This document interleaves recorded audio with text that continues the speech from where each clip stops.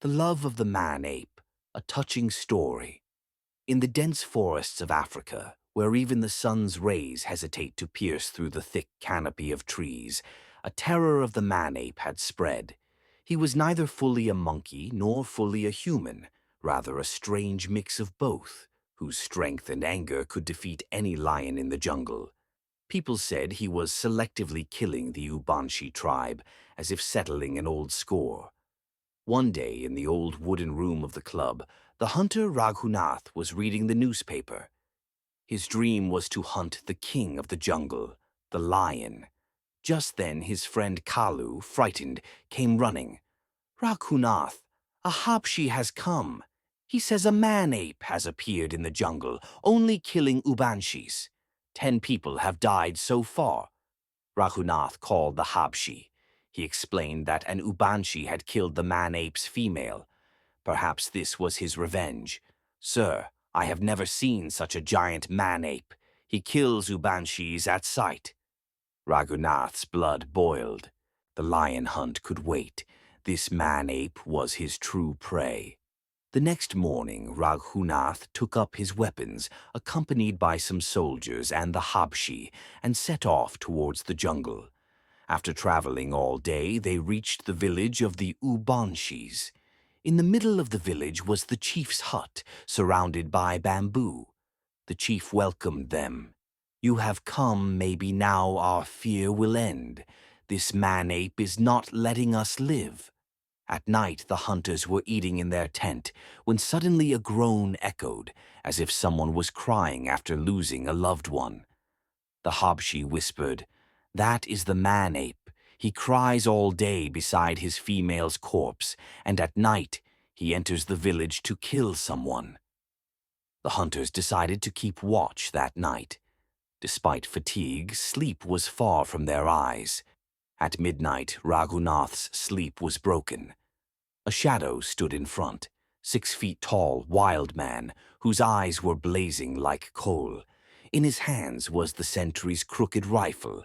Raghunath's breath caught. He shouted, "Sentry!" But there was silence in response. Then a sound of something falling came from outside. The wild man threw down the gun and jumped out of the tent. Raghunath lit the lantern, but the wild man had vanished. And the shocking thing, the sentry was also missing. In the morning, Raghunath and his companions set out in search of the wild man. Habshi took them to the place where the female wild man's corpse lay. There, amidst the stench, the wild man was sitting near his female's body, chest beating as he wept bitterly. His face was full of pain and anger, as if he was saying, "Why did you take my love away?"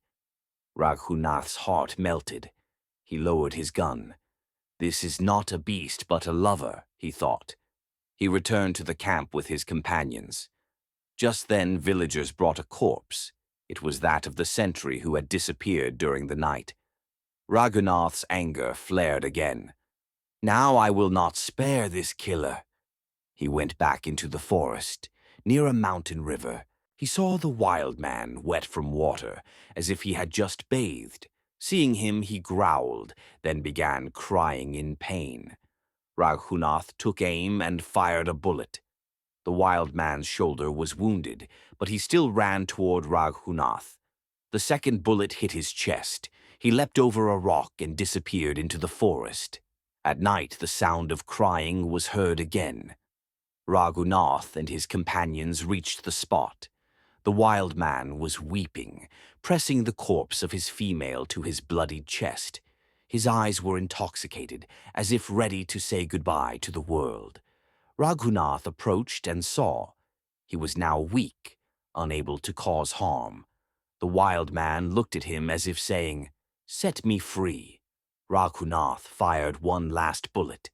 The wild man fell. But the bullet Raghunath's heart trembled upon hearing her voice.